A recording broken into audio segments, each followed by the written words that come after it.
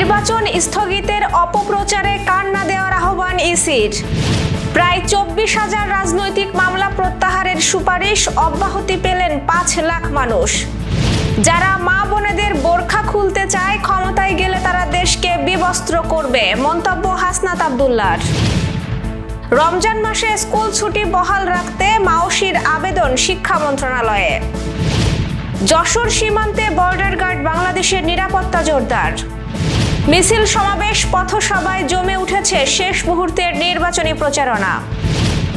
আইসিসির জরুরি সভায় যোগ দিতে পাকিস্তানে বিসিবি সভাপতি। দর্শক, আমাদের রাতের আয়োজনে আপনাদের সাথে আছি আমি স্বপ্নাদেব রাত। শুনছিলেন প্রধান শিরোনাম। এছাড়াও রয়েছে দক্ষিণ পশ্চিমাঞ্চলের রাজনৈতিক, সামাজিক, অর্থনৈতিক ক্ষেত্রের বিভিন্ন গুরুত্বপূর্ণ খবর। বিস্তারিততে যাওয়ার আগে আপডেট খবর পেতে গ্রামীণ কাগজের ইউটিউব চ্যানেল সাবস্ক্রাইব এবং ফেসবুক পেজ ফলো করে রাখুন। সামাজিক যোগাযোগ মাধ্যমে আসন্ন জাতীয় সংসদ নির্বাচন ও গণভোট স্থগিত হওয়ার বিষয়ে যে অপপ্রচার চালানো হচ্ছে তাতে কান না দেওয়ার আহ্বান জানিয়েছেন নির্বাচন কমিশন।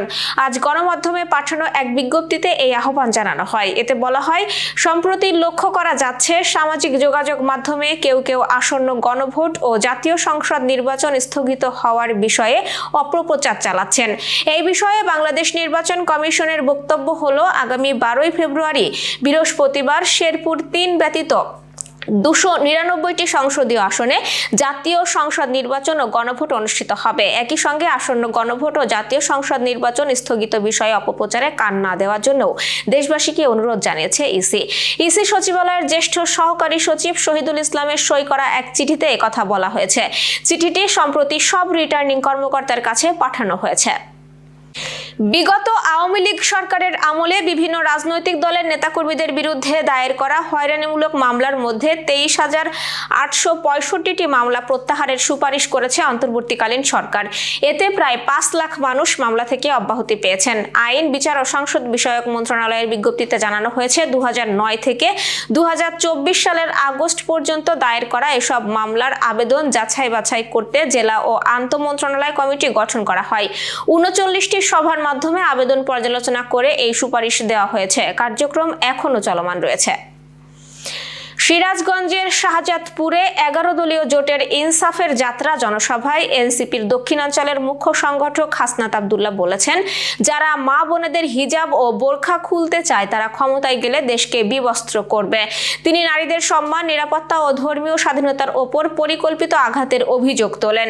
ভোটাধিকার হরণ প্রতিহত করার হুঁশিয়ারি দিয়ে তরুণদের নেতৃত্বে এগিয়ে আসার আহ্বান জানান। প্রশাসনকে নিরপেক্ষ থেকে সুষ্ঠু নির্বাচন নিশ্চিত করার অনুরোধ করেন তিনি। জনসভায় জামায়াতে ইসলামী সহ 11 দলীয় জোটের নেতারা দুর্নীতি ও চাঁদাবাজ মুক্ত বাংলাদেশ গড়ার প্রত্যয় ব্যক্ত করেন। পবিত্র রমজান মাসে মাধ্যমিক বিদ্যালয়ে ছুটি বহাল রাখা এবং শুক্রবার শনিবারকে বার্ষিক ছুটির হিসাব থেকে বাদ দেওয়ার জন্য মাওশি শিক্ষা মন্ত্রণালয়ে চিঠি পাঠিয়েছে। আবেদনের সূত্রধর এমপিওভুক্ত শিক্ষা জাতীয়করণ প্রত্যাশী জোটের সদস্য সচিব অধ্যক্ষ দেলোয়ার হোসেন আজিজি জানান, রোজা রাখার কারণে শিক্ষক ও শিক্ষার্থীদের শ্রেণীকক্ষে নিয়মিত উপস্থিতি কষ্টকর হয়।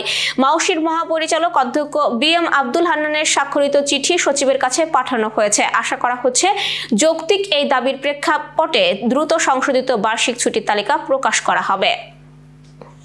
এবার যশোর সহ আঞ্চলিক সংবাদ। জাগরণী চক্র ফাউন্ডেশনের নির্বাহী পরিচালক আজাদুল কবির আরজুর মাগফিরাত কামনা করে যশোরে দোয়া অনুষ্ঠিত হয়েছে। আজ আসর নামাজ শেষে যশোর শহরের অঙ্কুর প্রাথমিক বিদ্যালয়ের আয়োজনে এই দোয়া মাহফিল অনুষ্ঠিত হয়। দোয়া মাহফিলে অঙ্কুর প্রাথমিক বিদ্যালয়ের পরিচালনা কমিটির সদস্য সহ অন্যরা উপস্থিত ছিলেন।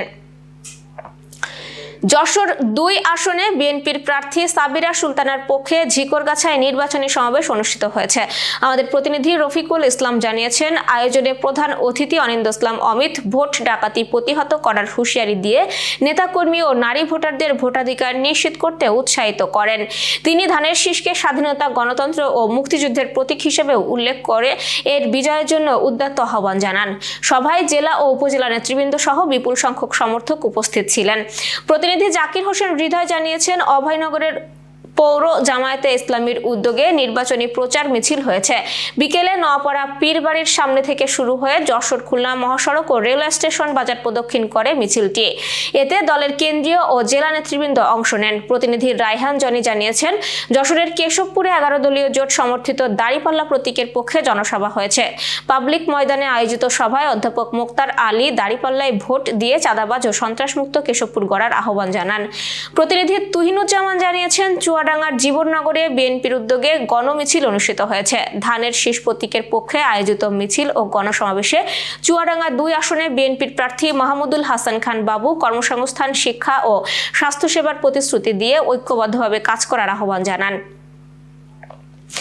সংসদ নির্বাচনকে সামনে রেখে যশোরের সীমান্ত এলাকায় নিরাপত্তা জোরদার করেছে বর্ডার গার্ড বাংলাদেশ। এলাকায় সন্দেহভাজন কার্যকলাপ রোধে নিয়মিত তল্লাশি কার্যক্রম পরিচালনা করা হচ্ছে। প্রতিনিধি নাজিমউদ্দিন জনি জানিয়েছেন, আজ বিকেলে শার্শা কাশীপুর সীমান্ত এলাকা দিয়ে চলাচলকারী বিভিন্ন যানবাহনে তল্লাশি চালায় বিজিবি সদস্যরা। তল্লাশির মাধ্যমে অবৈধ অস্ত্র, মাদক, বিস্ফোরক দ্রব্য ও চোরাচালান প্রতিরোধে সতর্ক অবস্থানে রয়েছে আইন শৃঙ্খলা বাহিনী। বিজিবি জানিয়েছে, নির্বাচনকে কেন্দ্র করে যেন কোনো ধরনের নাশকতা বা অবৈধ কার্যক্রম সংগঠিত না হয়, সেই লক্ষ্যেই এই তল্লাশি অভিযান অব্যাহত থাকবে। সীমান্ত এলাকার সার্বিক পরিস্থিতি বর্তমানে শান্ত ও স্বাভাবিক রয়েছে এবং নির্বাচন হওয়ার আগ পর্যন্ত এই তল্লাশি অব্যাহত থাকবে। Renaissance hospital and diagnostic centre. রেনেসাতেই মিলছে কম খরচে উন্নত সেবা। তাই নিশ্চিন্তে আমাদের সেবা নিন, সুস্থ থাকুন। Renaissance hospital and diagnostic centre, সদর হাসপাতাল মোড়, দরাটানা, যশোর। দর্শক, শেষ করব খেলার সংবাদ দিয়ে। বাংলাদেশ ক্রিকেট বোর্ডের সভাপতি আমিনুল ইসলাম আজ সকালে পাকিস্তানের লাহোরে পৌঁছেছেন। সন্ধ্যায় আইসিসি জরুরি ভার্চুয়াল সভায়ও যোগ দিয়েছেন। জিও নিউজ জানিয়েছে, সফরকালে তিনি পাকিস্তান ক্রিকেট বোর্ডের চেয়ারম্যান মহসিন নাকভির সঙ্গে সাক্ষাৎ করবেন। বাংলাদেশের বিশ্বকাপ থেকে বাদ পড়া এবং এর প্রতিবাদে পাকিস্তানের ভারত ম্যাচ বয়কটের ঘোষণায় সৃষ্ট সংকটের মধ্যেই এই সভা অনুষ্ঠিত হচ্ছে। মুস্তাফিজুর রহমানকে আইপিএল থেকে অব্যাহতি, নিরাপত্তা শঙ্কা ও ম্যাচ স্থানান্তরের ইস্যুতে আইসিসির সিদ্ধান্ত ঘিরে চলমান অচল অবস্থা নিরসনে আলোচনা সভার মূল উদ্দেশ্য। দর্শক, এই ছিল আজকের রাতের আয়োজন। এরপর সকালের খবর দেখার আমন্ত্রণ জানাচ্ছি। শীতে পরিবারের বয়স্ক ও শিশু সদস্যদের বাড়তি যত্ন নিন, সতর্ক থাকুন ডেঙ্গু প্রতিরোধেও। শুভরাত্রি।